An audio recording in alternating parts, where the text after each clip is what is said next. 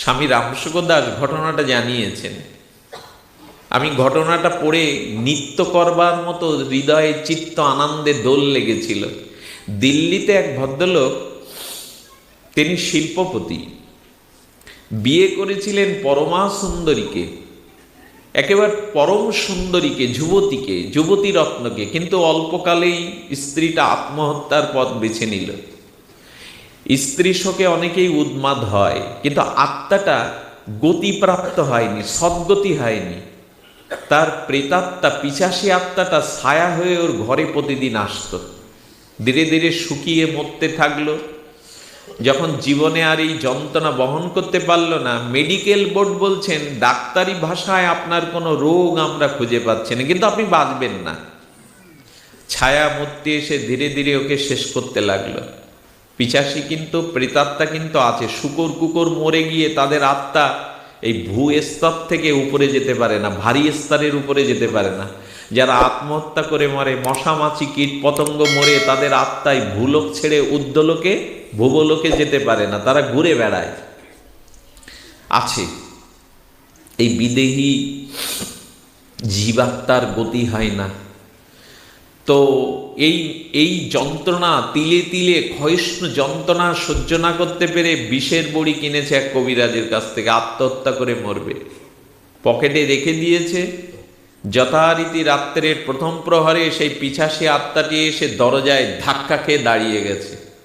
বলেন, আমি ভেতরে প্রবেশ করতে পারছি না আজ, তুমি পকেটে যেটা এনেছো ওইটা ফেলে দাও জানলা দিয়ে। ও বলছে ও আমাকে এইভাবে মরতে দেবে না, তিল তিল করে যন্ত্রণা দিয়ে মারবে, আমিও ফেলবো না। কিন্তু ঢুকতে পারছে না কেন? বারবার ওকে শাসন করলো, কত কি চিৎকার করলো, ভয় দেখালো, কিন্তু পকেট থেকেও বিষের বড়ি ফেলবে না। আত্মহত্যার সিদ্ধান্তই অটুট। পিশাচী আত্মাটি ফিরে গিয়েছিল, আর কোনোদিন দুয়ারে আসেনি। ওই ভদ্রলোকও মারা যায়নি, সুস্থ হয়ে গিয়েছিল। ঘটনাটা হলো, ওই বিষের বড়িগুলো বের করে দেখতে গেছে কি জন্য পিশাচী আজ ঢুকতে পারল না। বিষের বড়িগুলো খুলে দেখে যিনি দিয়েছেন কবিরাজ, গীতার একটা ছেঁড়া পৃষ্ঠা দিয়ে বড়িগুলো বাঁধিয়ে দিয়েছেন। এই হলো শ্রীমদ্ ভাগবত গীতা। গীতা যেখানে থাকে এখানে অভিশাপ আসে না। গীতা মে হৃদয়ং পার্থ, গীতা মে সারমোত্তমাম, গীতা মে অত্যগ্র, গীতা মে পরমং স্থানাম, গীতা মে পরমং গুরু। জগৎগুরু কৃষ্ণ বলছেন গীতায় আমার গুরু। সর্ব উপনিষদের সারাৎসার বৎসরূপ অর্জুনের দ্বারা আমি যে দহন করলাম, এই অমৃত গীতার বাণী দুগ্ধটা পান করে যারা সুধী শ্রোতা। গীতাটাকে খুব ভালো করে একটু অধ্যয়ন করতে হয়, একটু জানতে হয়।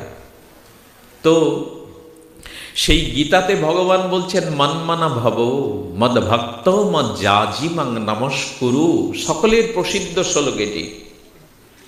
গোবিন্দ বলছেন আমার গুপ্ত কথাটি হলো, গোপন কথাটি, ওটি গুহ্য কথাই মন্মনা ভব মদ ভক্ত মদ যাজি মাং নমস্কুরু মাম বৈশৈষী সত্যন্তে প্রতিজানে প্রিয় হসি মে। গোবিন্দ চাইছেন তোমার মনটা আমায় দাও না, মনটাকে, মনের অনুরাগটাকে আমায় দাও, আর কাউকে দিলে ঠকে যেতে হবে। আমার মনের মতো হও তো। অর্জুন বলছেন পারবো না। তোমার মনের মতো হতে গেলে যে মনটা দিতে হবে, মন তো চঞ্চল, পারবো না। গোবিন্দ তখন বলছেন মদ ভক্ত, আমার যাজন করো, আমার ভক্ত হও। বলে সে সময় আমার নেই, আমি ক্ষত্রিয় যুদ্ধ। তখন গোবিন্দ বলছেন মদ যাজি, অন্তত আমার কথা একটু মুখ দিয়ে যাজন করো, আমার কথা বলো। বলে ওটাও সময় নাই।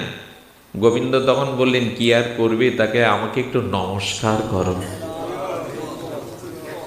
নমস্কারটা শুধু পঞ্চাঙ্গ বা সাষ্টাঙ্গ নয়, নমস্কার হলো জাতিগর্ব, কুলগর্ব, বিদ্যাগর্ব, এই অভিমানকে পুরোপুরি চরণে সঁপে দিতে হবে। এটাই হলো প্রকৃষ্ট প্রণাম।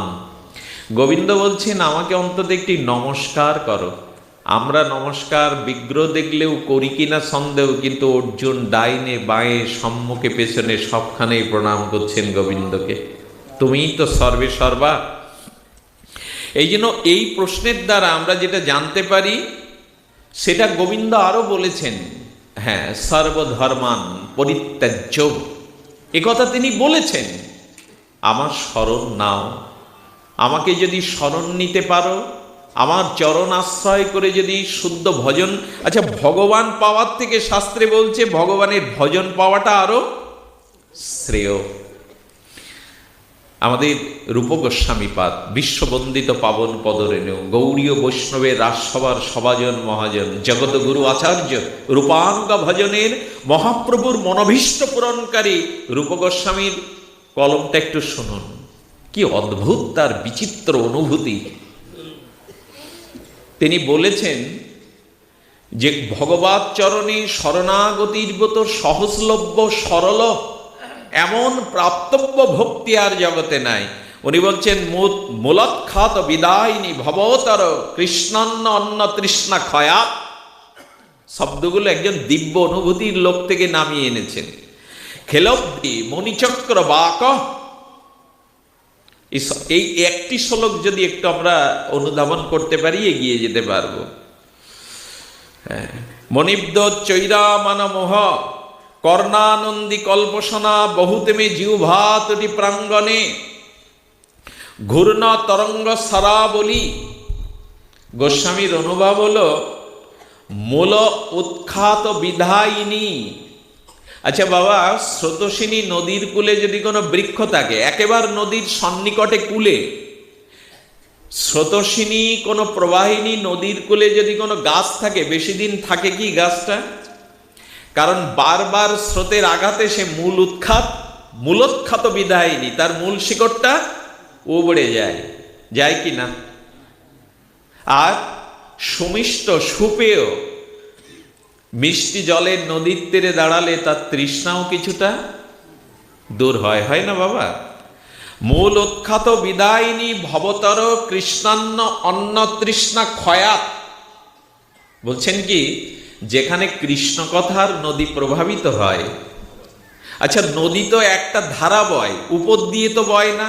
এইখানে যারা ছাদের উপরে বসে শুনছেন ভাগবত কথামৃত নদীর স্রোত তার কান পর্যন্ত পৌঁছাচ্ছে না। নদী তো একদিক দিয়ে পৌঁছায়, আর এই উঁচে নিচে দক্ষিণে যে দিয়ে আছে হরিকথা ভগবত কৃষ্ণ কথার প্রবাহিনী অমৃত তরঙ্গ উপরে নিচে ছুঁয়ে যায়।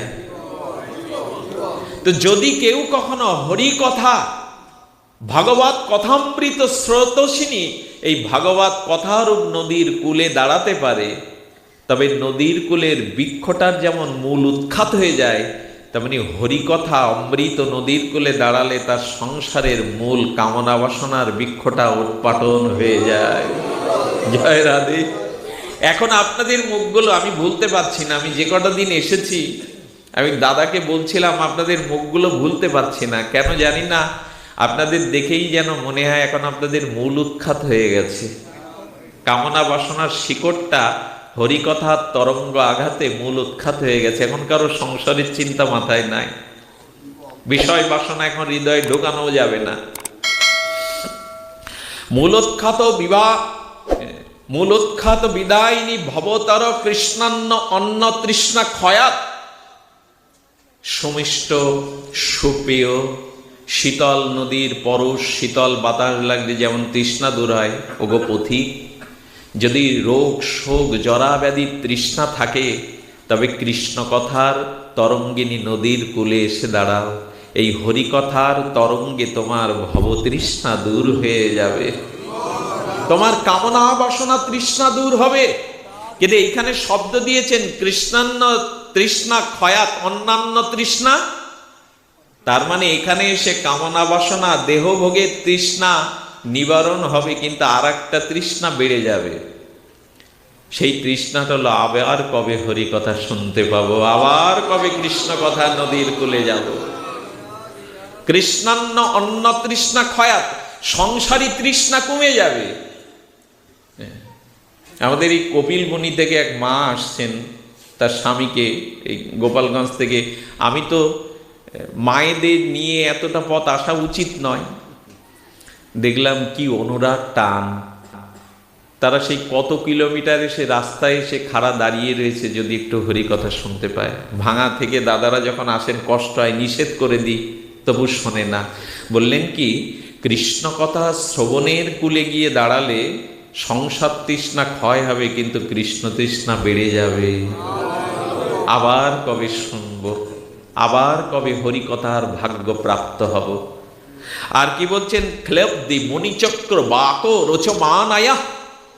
আরে বাবা, বলছেন ব্যাস, বশিষ্ঠ, নারদ এরা সর্বদা হরিকথার সাগরে চক্রবাক রাজহংসের মতো সর্বদা জল চুম্বন করছেন। রাজহংস বারবার আসমন করে না জল নিয়ে ঠোঁটে? বললেন এরা হরিকথার কৃষ্ণকথার অমৃত আসমন করছে জন্ম জন্মান্তরে। নারদ আদি, সুখদেব আদি এরা। আর কি বলছেন, মোহু মোহু। নারদ কৃষ্ণ নাম ছাড়া থাকতে পারবে তো? সুখদেব গোস্বামী হরিকথা ছাড়া থাকতে পারবে তো? মোহু মোহু আসমন করছে ভগবত অমৃত কথা সাগরে, মোহু মোহু চুম্বন। কর্ণানন্দী কল্পসনা। আচ্ছা, ভোরবেলা তরঙ্গায়িত নদীর কূলে যদি কেউ দাঁড়ায়, ভোরবেলা সেই নদীর তরঙ্গকুল সমুদ্রে মিশবার জন্য সমস্ত প্রতিবন্ধকতায় গিয়ে কুলুকুলু শব্দে নদী যখন বয়ে যায়, ভোরবেলা শব্দটা কানে আনন্দ জাগায় না? নদীর কূলে স্রোতস্বিনী নদীর তরঙ্গ সকল প্রতিকূলতা পেরিয়ে সমুদ্রে মিশবার জন্য যখন এগিয়ে যায়, ওই স্রোতের কুলধ্বনি কানে আনন্দ জাগায় না? বলেন তেমন কৃষ্ণ কথার নদী যেখানে প্রবাহ হয়, ওইখানে যদি কেউ দাঁড়ায় তার কর্ণে বড় আনন্দ হয়। হরিকথার কল্পসনা, কর্ণানন্দী কল্পসনা। বহুতে জিহ্বাতটি প্রাঙ্গণী। যারা শ্রবণ করেন তারা নদীর কুলকুল বয়ে যাওয়া কর্ণানন্দী যেমন কর্ণকে আনন্দ দেয়, হরিকথা কানে এমন আনন্দ দেয়। জানেন, মাঝে মাঝে হরিকথা শুনে হরিকথা বিশ্রাম দিলেও যেন কর্ণে বাজতে থাকে ওই মধুর কণ্ঠধ্বনিতে হরিকথাগুলো। কেউ ঝগড়া করলেও মনে হয় হরিকথা বলছে, হৃদয়ে পরশ লাগে। তো এই জন্য বলছেন কর্ণানন্দী কল্পসনা আর জিহ্বাতটি প্রাঙ্গণে। যারা কৃষ্ণ কথা বলে মনে করে, প্রভু একটা জিহ্বাইকে এই পিপাসা মেটে আরো জিহ্বা কেন দিলে না? কোটি জিহ্বা আচ্ছা, কোটি জিহ্বা যদি দিতেন গোবিন্দ আমায়, গায়ে তো ধরতো না। বলছেন না না, ওই একটা জিহ্বাই যেন কোটি জিহ্বার স্বাদ জাগে কৃষ্ণ কথা বলবার। জিহ্বা ঘূর্ণা তুঙ্গ রসাবলী তব কথা পীযুষ কল্লোলিনী। আর স্রোতস্বিনী নদীর মধ্যে একটা আবর্তন হয় না, যাকে ঘোল বলে বাংলায়, ঘূর্ণাবর্ত। পড়ে কিনা মা? পড়ে তো। স্রোতস্বিনী নদীর মধ্যে একটা ঘোল পড়ে না, ঘূর্ণাবর্ত। ওর মধ্যে যদি কেউ পড়ে যায় সহজে উঠতে পারে কি? বললেন হরিকথা কৃষ্ণ কথা লীলা কথা রূপ তরঙ্গের মধ্যে যদি একবার কেউ পড়ে যায়, এর থেকে আর তার ওঠা হয় না, এর থেকে আর কেউ সে উঠতে পারে না। আশ্চর্য অনুভূতি। ঘূর্ণ তরঙ্গা বলি, ওই তরঙ্গের মধ্যে যদি কেউ পড়ে যায় আর উঠতে পারে না। তব কথা পীযুষ কল্লোলিনী, তোমার কথায় অমৃত আর সমৃত। তব কথামৃতম তপ্ত জীবনম কবিবিরীতং কল্পসমহম শ্রবণং মঙ্গলং শিবদত্তং ভুবি গৃহান্তি যে ভুরিদা জনা। একমাত্র তোমার নাম রূপ লীলা কথায় অমৃত আর সমৃত। এই ভক্তি নিখিলা বর্গ জননী। যদি কৃষ্ণ কথা ভগবত কথা হরিনামের আশ্রয় এসো, এটা নিখিল ভক্তি জননী স্বরূপা। মা যেমন সন্তানকে কষ্ট থেকে রক্ষা করে সর্বদা, তেমনি এই নিখিল নিখিল কৃষ্ণ কথা তোমার তেমনি আনন্দ দেবে, এসো। তবে আজ আমরা বড় কামনা বাসনা জর্জরিত হয়ে এই কৃষ্ণ ভজন গৌর ভজন কলিযুগের যুগধর্মকে, আচ্ছা মহাপ্রভুর অবদানটা আমরা একটু জেনে নি না? মহাপ্রভু শ্রীকৃষ্ণ কি বলেছেন গীতাতে, যে যথাম্মাং প্রপদ্যন্তে স্তাংস্ততৈভ ভজাম্যহম মম বর্তমানুবর্তন্তে মনুষ্য পার্থ সর্বস্ব। তার মানে গোবিন্দ বলছেন আমাকে না ভজলে আমি তাকে ভজন ফল দেব না। এটাই তো এই শ্লোকের অর্থ কি দাঁড়ায়, যে যথাম্মাং প্রপদ্যন্তে স্তাংস্ততৈভ, আমাকে ভজলে তবে আমি ভজনের ফল, না ভজলে ভজনের ফল দেব না। কিন্তু সেই কৃষ্ণ যখন রাধার ভাবকান্তি নিয়ে গৌর হয়ে এলেন, ব্রজের কৃষ্ণই তো গৌর হয়ে এলেন, রাধারানীর ভাবকান্তি নিয়ে তো এলেন, রাধা ভাবোদ্যুতি নিয়ে এলেন। সেই একই কৃষ্ণ যখন রাধা ভাবটা নিলেন, গৌরকান্তি হলেন, সেই রাধা ভাবোদ্যুতি নিয়ে তিনি কি বললেন, মাগে বা না মাগে কেহ, পাত্র বা অপত্র, শুধু জানে এই দিব মাত্র। যে কৃষ্ণ ভগবান গীতাতে বললেন আমাকে যে যেভাবে ভজে আমি তাকে সেইভাবেই ভজনের ফল দান করি, না ভজলে আমি তাকে ফল দেই না, সেই কৃষ্ণ রাধা ভাবকান্তি নিয়ে কত করুণায় বিগলিত হয়ে বলছেন, কেউ আমার কাছে চাক আর না চাক, সে পাত্র বা অপত্র আমি বিবেচনা না করেই তাকে দিয়ে দেব। রাম আদি অবতারে ক্রোধে নানা অস্ত্র ধরে অসুরের করিলা সংহারে, এবে অস্ত্র না ধরিলা প্রাণে কারো না মারিলা, চিত্ত শুদ্ধি করিল সবারে। বাবা, ওই একই কৃষ্ণ কারণ্য মূর্তি নিয়ে রাধারানীর ভাবকান্তি নিয়ে এসে বলছেন আমি দিয়ে দেব। কিরকম জানেন, এক নৃপতি রাজা, তিনি বিশ্বব্রহ্মাণ্ডের অন্যতম শক্তিধর রাজা, নৃপতি, রাজাদের একরকম নৃপতি রাজা। তিনি একদিন মদ পান করেছেন। রাজাদের তো একটু মদিরা পানের আসক্তি থাকে। মদ পান করে ঢুলতে ঢুলতে, মদের একটা মাদকতা আছে তো, ঢুলতে ঢুলতে এসে দেখে তার সেবকরা দুস্থ মানুষের চাল ডাল রিলিফ দান করছে। রাজা এসে বলছে এই আজ আমি দান করব, সরে যা। রাজা মদ পান করে, মদিরা পান করে ঢুলো ঢুলো আবেশিক্ত হয়ে এসে বলছে তোরা সরে যা, আমি দান করব। রাজা তখন চাল ডাল ভিখারির পাত্রে দিতে গিয়ে বলছেন আমার দাসেরা যা দেয় আমি যদি তাই দিই তাহলে আর রাজার দান কি হলো? আরে এইটা তো কোনো মহিমা নাই। মদ পান করে মদমত্ত হয়ে চিন্তা করছেন রাজার দান আর রাজার সেবকের দান চাল ডাল দেয় কি রাজা? এই ভিখারিগণ, কাঙালগণ আমার সাথে এসো তো। মন্ত্রীর তো চোখ বড় বড়, কোথায়? বলে অন্দরমহলে নিয়ে যাবো আজ ওদের। বলে অন্দরমহলে তো আপনি ছাড়া কারো ঢোকার আদেশ নেই, মন্ত্রী ধরে নেই। বলে আজ আমি এমন কিছু দান করবো ওরা আর যেন কাঙাল না থাকে, দরিদ্র না থাকে। রাজা তখন অন্দরমহলে রানীকে বলছেন আমার জন্য যে রাজভোগেদের খাওয়াও, সিন্ধুকের চাবিটা খুলে দাও, মণিমুক্তাগুলো দিয়ে দেবো, আর যাতে কাঙাল না থাকে। আমার গৌর হরি হলেন রাধা প্রেম মদে মদমত্ত, রাধা অমৃত সুধা পান করে মদমত্ত হয়ে বলছেন যা কেউ দেয়নি, কোনো কালে দেয়নি, আমি সেই কৃষ্ণ প্রেম মণিমুক্তা দুয়ার খুলে দিলাম। অদ্ভুত কথা বলেছেন আমাদের গোস্বামীগণ। আপনি করি আস্বাদনে শিখাইল জগৎজনে, প্রভু চিন্তামণির প্রভু ধ্বনি, নাহি জানে স্থানাস্থান যাকে তাকে কইল দান, মহাপ্রভু দাতা শিরোমণি। নিজে যা আস্বাদন করেছেন ওইটাই দিচ্ছেন জগৎকে। হ্যারি বাবা, তুমি যে রাধা ভাবকান্তি 12 বছর গম্ভীর গাম্ভীরার প্রকাশে আস্বাদন করলে, স্বয়ং কৃষ্ণ রাধাকান্তি নিয়ে যা নিজে আস্বাদন করলেন সেটাই এবার জগৎকে দিয়ে দিলেন। শুধু পেলাম না আমি আমার অপরাধের কারণে, অভক্তির কারণে, কাঙালদের জন্য বিলিয়ে দিলেন মহাপ্রভু। পাত্র অপাত্র দেখে দেবে না প্রভু? আমরা যদি গৌরকে প্রশ্ন করি যে রসগুপ্ত সিন্ধু ব্রহ্মা না পায় এক বিন্দু, ব্রহ্মা যা পেল না তুমি দিলে আমরা রাখতে পারবো? আচ্ছা প্রভু একটু ভেবে চিনতে দাও।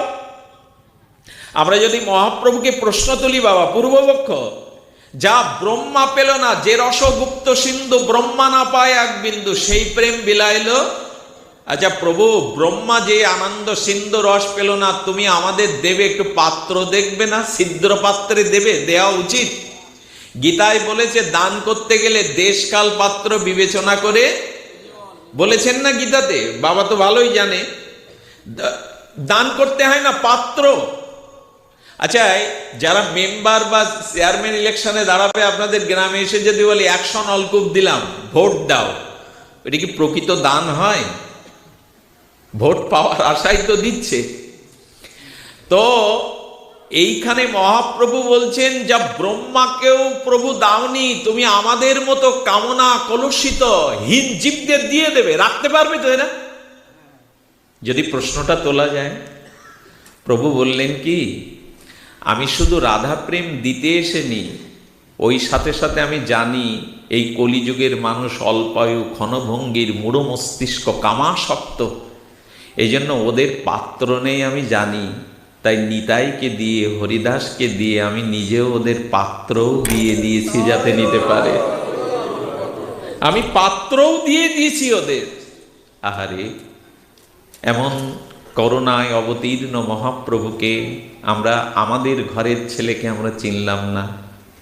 বাংলায় কথা বললেন তিনি, বাঙালির হিয়া অমিয় মতিয়া নিমায় ধরেছে কায়া। বাংলার সন্তান তো শচী পুত্র নিমায়। কিন্তু সূর্য উঠল আমার ঘরে, ঘুম ভাঙলো ওদের। পাশ্চাত্যবাসীরা, আমার গুরু মহারাজের ওখানে দেখি 10-15 জন বিদেশি মহিলারা এসছেন, সব পাশ্চাত্যবাসী। তারা কোটি কোটি ডলারের মালিক, সর্বস্ব ছেড়ে দিয়ে মালা চন্দন তিলকে চর্চিত হয়ে গুরু বাবার চরণে, রাধাকুণ্ডের ভূতপূর্ব মহন্ত মহারাজ গুরু বাবা রাধা কালাচাঁদের অর্চন করে উপরে যান। নিত্য লীলাতে তিনি মগ্ন থাকেন, অন্তর্লীলায়। যখন যাচ্ছেন, যে পথ দিয়ে হেঁটে গেছেন, বাবা যাওয়ার পরে দেখি ওই 15 জন বিদেশিনী, তাদের দেখলে মনে হয় সাক্ষাৎ লক্ষ্মী দেবী নেমে এসছে। যে পথ দিয়ে হেঁটে গেল, ধুলা তো নাই, কিন্তু যে পথ দিয়ে হেঁটে গেছে, চোখের জলে সেই ধুলাতে পড়ে পড়ে কাঁদছে। আমি দূরে দাঁড়িয়ে নিজেকে ধিক্কার দিচ্ছি, দেখ রে দেখ, সেই বিলাস বৈভব, মদ জুয়া ছেড়ে, নাইট ক্লাবে নৃত্য ছেড়ে, কাঙালিনীর ন্যায় রাধারানীর চরণে ব্রজধূলি মাখবার জন্য এদের কত আকুতি, একে অপরকে জড়িয়ে ধরে কাঁদছে। আমাদেরই শুধু ঘুম ভাঙল না। এমন নিতাই গৌর আমাদের ঘরের দুয়ারে এলো। বাঙালি, আজকে তারা চৈতন্য চরিতামৃতে পড়বে বলে গোস্বামী শাস্ত্রে ইংরেজিরা এটা বাংলায় শিক্ষা নিচ্ছে। আমরা জাগলাম না। জেগে উঠুন, সময় কিন্তু কারো নাই। পশ্চিম দিকে হেলে পড়েছে সূর্য। কখন যে কার এই জীবন প্রদীপ নিভে যাবে জানি না। আর কিন্তু মাথা খুললেও পাওয়া যাবে না মা। এমন মনুষ্য জন্ম পেয়েও যদি ভূভারতে, ব্রহ্মা বলেছিল প্রভু আমার, ব্রহ্মার পরাদ্য কালের থেকে এই ভারতবর্ষের বাংলার মাটিতে যদি একটু মনুষ্য দেহ দিতে, ব্রহ্মা প্রার্থনা করেছিল। বলছে ব্রহ্মা, এত পরাদ্যকাল আয়ু পেয়েও তুমি ভারতবর্ষের মাটিতে মানুষ হতে চাইছো কেন? বলেন কোটি কোটি যুগ যুগান্তর তপস্যা করলেও যা না হওয়া যায়, একবার হা গৌর বললে এই মাটিতে গড়াগড়ি দিলেই সেই ফল হয়ে যায়, সেই ফল হয়ে যায়।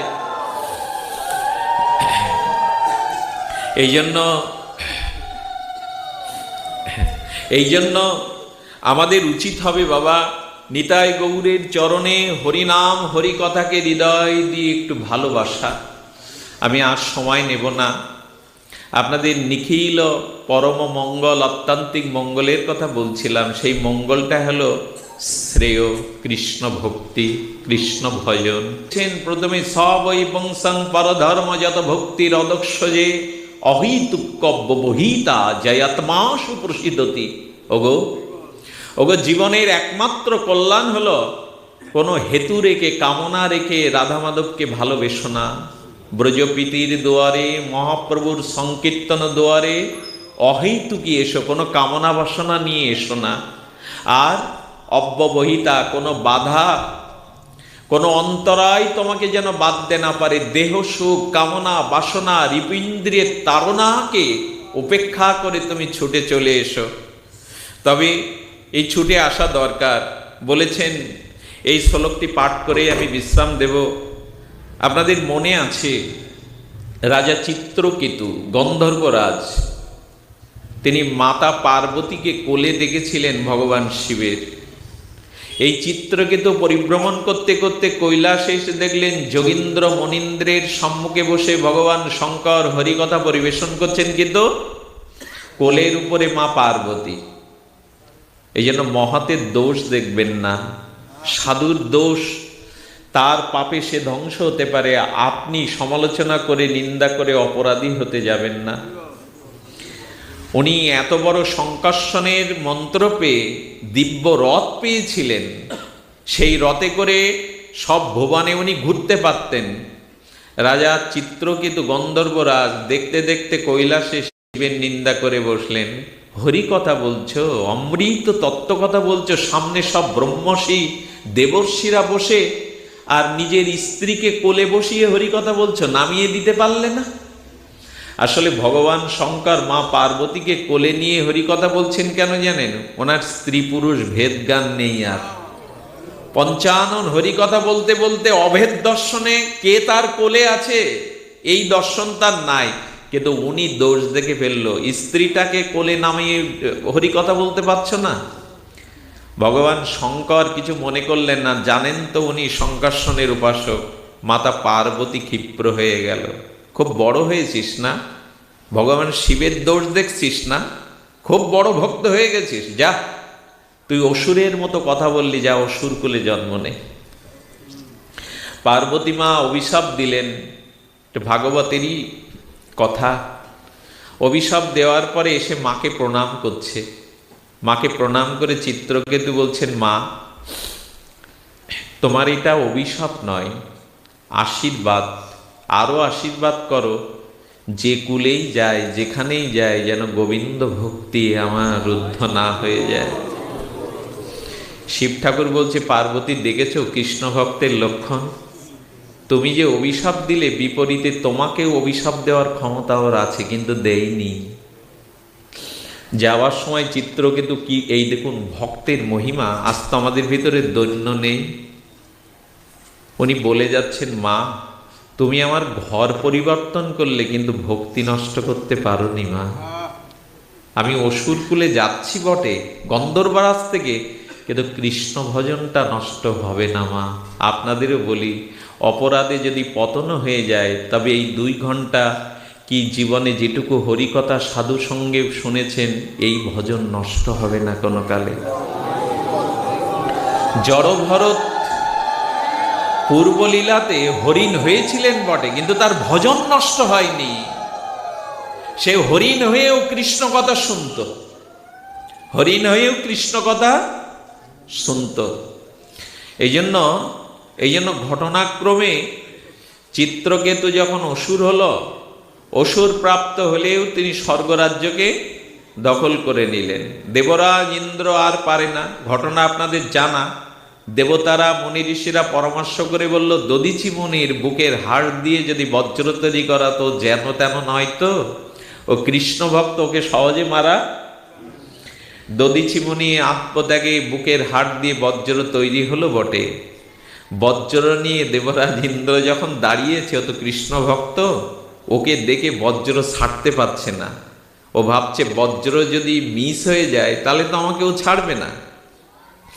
আসলে কৃষ্ণকে যদি আমরা বলি, তোমার একটা ভক্তকে দেবরাজ ইন্দ্র বজ্র দিয়ে মারছে গোবিন্দ, তুমি কিছু বলবে না?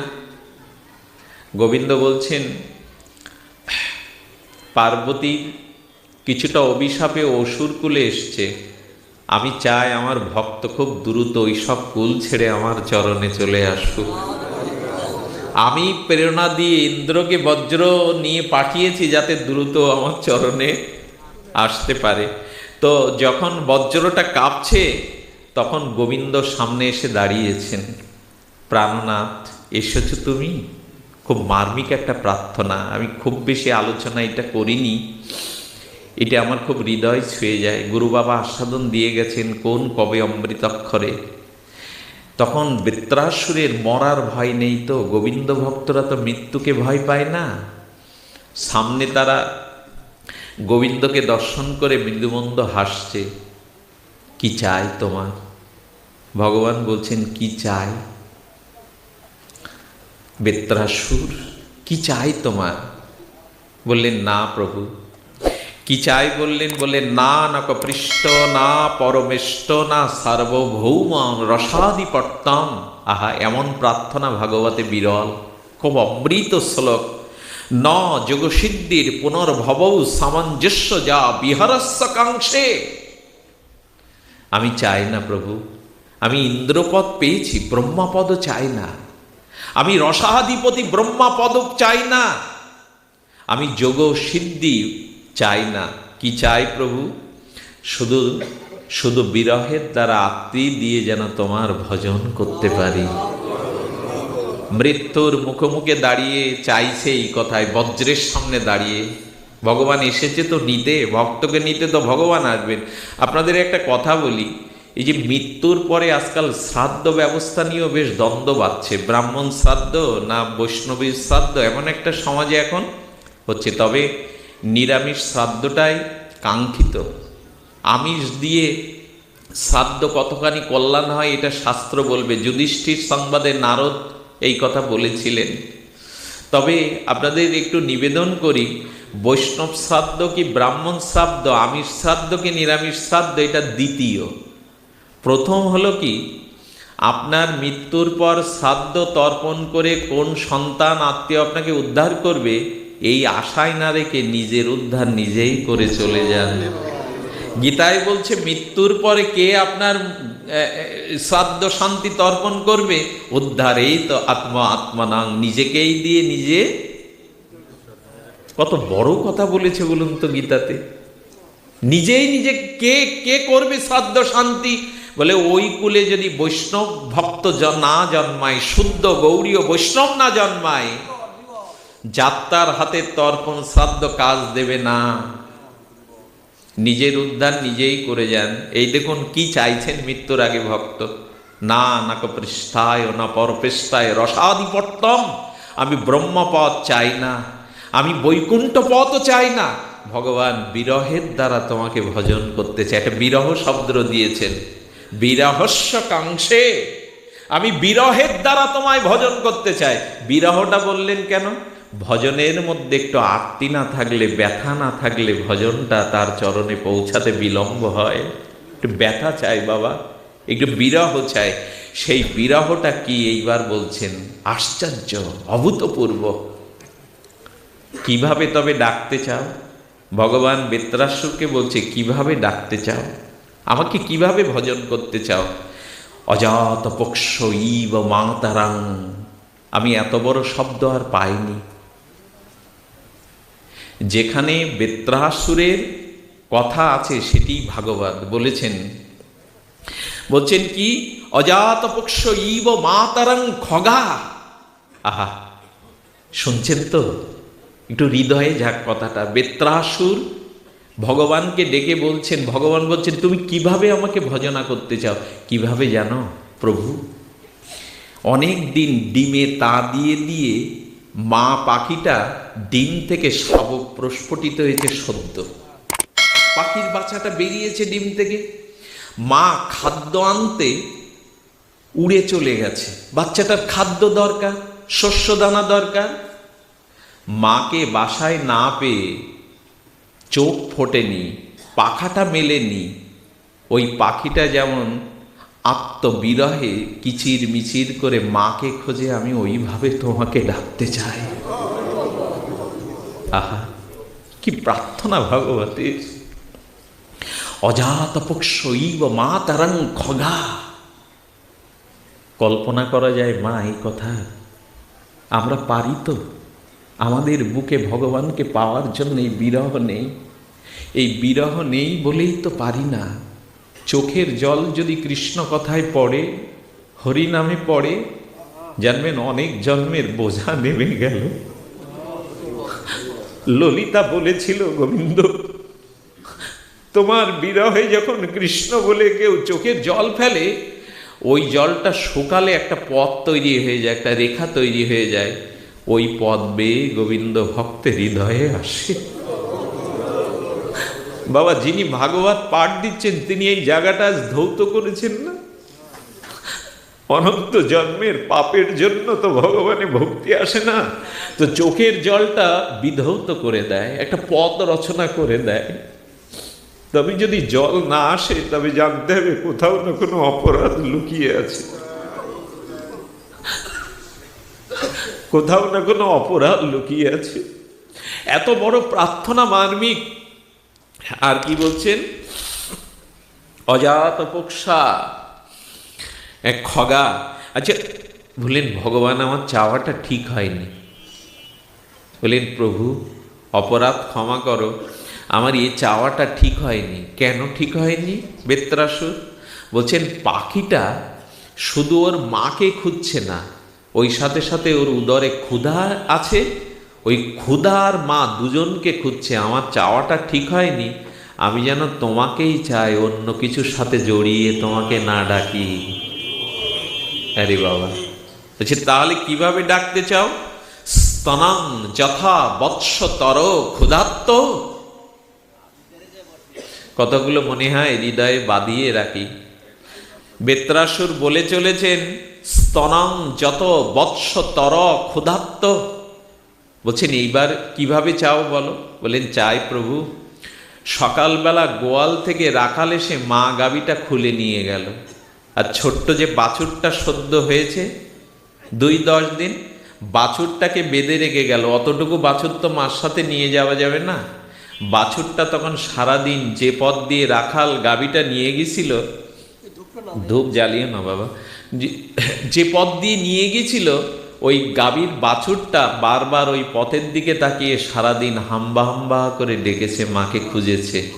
যখন গোধূলি বেলায় উত্তর গোষ্ঠ থেকে রাখাল গাভীমাকে আনছে, দূর থেকে গাভীমা যেমন বাচ্চাটার দিকে ছুটে আসতে চায়, আর বাচ্চাটা সারাদিনের উৎকণ্ঠিত হাম্বা হাম্বা রবে যেমন মায়ের কাছে ছুটে যেতে চায়, আমি ওইভাবে তোমাকে ডাকতে চাই, আমি ওইভাবে তোমাকে ডাকতে চাই। স্তনং যথা বৎসতর ক্ষুধাত্ত। ক্ষুধাত্ত বৎসের মতো গোধূলি বেলায় মা গাভীটার পেছনে যেন আমি অমনি করে তোমাকে ডাক। ভগবানকে ডাকলেই কি হয় বাবা? ডাকার মতো তো ডাকতে হয়। ঠাকুর রামকৃষ্ণ বলে গিয়েছিলেন, তোরা টাকা পয়সার জন্য, রোগ শোকের জন্য ঘটি ঘটি কাঁদিস, কৃষ্ণ বলে তো কাঁদিস না। কত কাঁদিস তোরা, ভালোবাসায় ব্যক্ত হয়ে, কত আত্মীয় স্বজন হারিয়ে, লোকচক্ষুর ক্ষতি হলে কত কাঁদিস, কৃষ্ণ বলে তো কাঁদিস না। হ্যাঁ, তবে আমার মতো কপট কান্না কিন্তু আছে, দুর্বলের কান্না। অভিনেতারাও তো কাঁদিয়ে মনোরঞ্জন করে শ্রোতাদের। যাদের হৃদয় খুব দুর্বল তারাও কাঁদার ট্রেনিং নেয়। এই কান্না নয়, লোক দেখানো কান্না নয়, অভিনয়ের কান্না নয়, শ্রোতাবৃন্দকে মোহিত করবার জন্য ক্রন্দন নয়, হৃদয় থেকে যেন আসে, হৃদয়ের ক্রন্দন। আচ্ছা প্রভু আমার এই চাওয়াটাও ঠিক হয়নি। বাবা কেন ঠিক হয়নি? বললো আগে খাদ্যটা আর মা আলাদা ছিল, আর গাভীর মধ্যে খাদ্য আর মা একই তো। পাখিটার খাদ্য তো পাখিটার মধ্যে ছিল না, কিন্তু গাভীর মধ্যেই বাটে দুধ আছে। তবে আমার এই চাওয়াটাও ঠিক হয়নি প্রভু। কেন? বেত্রাসুর বলছেন প্রভু শুধু মায়ের প্রতি লক্ষ্য না বাছুরটা, দুধের প্রতিও লক্ষ্য। আমার যেন তোমার চরণ ছাড়া অন্য কিছুর প্রাপ্তির লক্ষ্য না থাকে, অন্য কিছু লক্ষ্য যেন না থাকে। তাহলে আর কি করে চাও? ভক্তকে বলাচ্ছেন, জগৎকে শোনাচ্ছেন কি করে ভগবানকে ভজন করতে হয়। কি করে চাও? প্রিয়ং প্রায়বস্বতিং বিষণ্ণ মনরা দীক্ষতি তাম। বাবা বিদেশে গেছে স্বামী, সতী স্ত্রী মাথায় সুগন্ধি তেল দেয় না, সাজে না, ভালো শাড়ি পরে না, অল্প বিস্তার খেয়ে বেঁচে আছে। স্বামী চিঠি লিখেছে, দিন বেলা 12টায় আমি গৃহে ফিরছি। স্ত্রী যেমন নিজেকে সাজিয়ে পরিপাটি করে বারবার সতৃষ্ণ নয়নে পথের দিকে চাইতে থাকে, 12টা তো বেজে গেল, এলো না তো, আসছে না তো। সতৃষ্ণতয়নে বারবার তাকিয়ে থাকে। কেন থাকে? গয়না আনবে বলে, টাকা পয়সা রোজগার করে আনবে বলে? না মা, কতদিন তাকে সেবা করতে পারিনি, তার মুখখানা দেখিনি। অন্য কিছু আর চাওয়া নেই এখানে। দুধও নেই, গাভীও নেই, খাদ্যের কণাও নেই, পাখিও নাই, শুধু স্বামী, শুধু প্রিয়। তাই বলছেন প্রিয়ং প্রায় বা বর্ষিতং বিষণ্ণা। এতদিন বিষণ্ণ ছিল, আজ ফিরবে বলে সতৃষ্ণ নয়নে যেমন অশ্রুজলে অপেক্ষা করে কখন তোমার মুখটা দেখতে পাবো। প্রভু, আমি এমনি করেই তোমাকে ভজনা করতে চাই। আসুন আমরা এই মন্ত্রে দীক্ষা নেই। যেটুকু ভগবানকে ডাকি, স্মরণ করি, সে নাম ও কৃষ্ণ কথা যেন বিরহ নিয়ে, অনুরাগ নিয়ে করতে পারি। উদ্ধব মহাশয় সেটা দেখেছিল। ব্রজগোপী সুন্দরিকাদের কাছে রাধিকা ভ্রমরকে দেখে বলেছিল, রাধারানী কখনো কখনো লতাকে জড়িয়ে ধরছেন, আর কৃষ্ণ বিরহিণী রাধিকা যখন দশম দশায় মুখে ফেনিবিল গেঁজা বেরোচ্ছে, যখন মৃতপ্রায়, মাঝে মাঝে জ্ঞান থাকে না, তখন ললিতা বলেছিল, রাধে, এমন দশায় এমন বিরহে মরে গেলে আমরা কাকে নিয়ে থাকবো? রাধা তো জন্ম মৃত্যুর ঊর্ধ্বে। কিন্তু লীলাতে বলছেন, তোর এই দশম দশাতে তোর প্রাণ থাকবে না রাধে। রাধারানী তখন বলছেন, জলে যেন ভাসাস না, আগুনে যেন পোড়াস না, একটু তমালে বেঁধে রাখিস। আমি মরতে গিয়েও মরতে পারিনি জানিস। যমুনায় ঝাঁপ দিতে গিয়ে দেখি আমার মুখটা, আমার শ্যামসুন্দরের মুখ ভেসে উঠছে। ভাবলো, আমি মরলে তাকে কে ভাববে? আমি মরতেও পারলাম না। আচ্ছা রাধে, জলে তোকে ভাসাবো না কেন? বলেন, কৃষ্ণ কৃষ্ণ কাঁদতে কাঁদতে যতটা চোখের জল ফেলেছি, পৃথিবীর কোনো জল আমাকে আর ডুবাতে পারবে না। জলে ডুবাস না। আসলে কথাটি সত্য। মহাপ্রভু গম্ভীর গাম্ভীরায় গরুর স্তম্ভের তলে দাঁড়িয়ে যেখানে কাঁদতেন, ওখানে একটা খাল তৈরি হয়ে গেছিল। সম্ভব? রাধারানীর ক্রন্দনে বলছে জলে ডুবাবেন। বলে, আগুনে কেন পোড়াবো না? আগুনে পোড়ানোটাই তো শ্রেয়। বলছেন, কৃষ্ণ বিরহ অনালে এতটা পুড়েছি, কোনো আগুন আর আমার গায়ে লাগবে না। আচ্ছা, তমালে বেঁধে রাখলে দুর্গন্ধ হবে না? দুর্গন্ধ ছড়াবে না? রাধারানী বলছেন, আমি ভালোই জানি আমার দেহ থেকে কারো দুর্গন্ধ যাবে না। কেন যাবে না জানিস? আমি শুনেছি পুতনার মতো রাক্ষসী, এত পাপীয়সী, বালও ঘাতিনী, বালকে রক্তপান করত, তাকে বিষ খাইয়ে মারতে গিয়ে গোবিন্দ 1 সেকেন্ডের জন্য তার স্তনটা অধরামৃত স্পর্শ করেছিল, ঠোঁটটা। তাতে কি হয়েছিল? পুতনা মৃত্যুর সময় তার স্বরূপ প্রকাশ হয়েছিল। সেই 16 যোজন কি 10 যোজন বৃহৎ দেহটা বৃন্দাবনের শেষ সীমানায় গোবিন্দ ফেলেছিল, যাতে ব্রজের গাছগাছালির ভক্তদের ক্ষতি না হয়।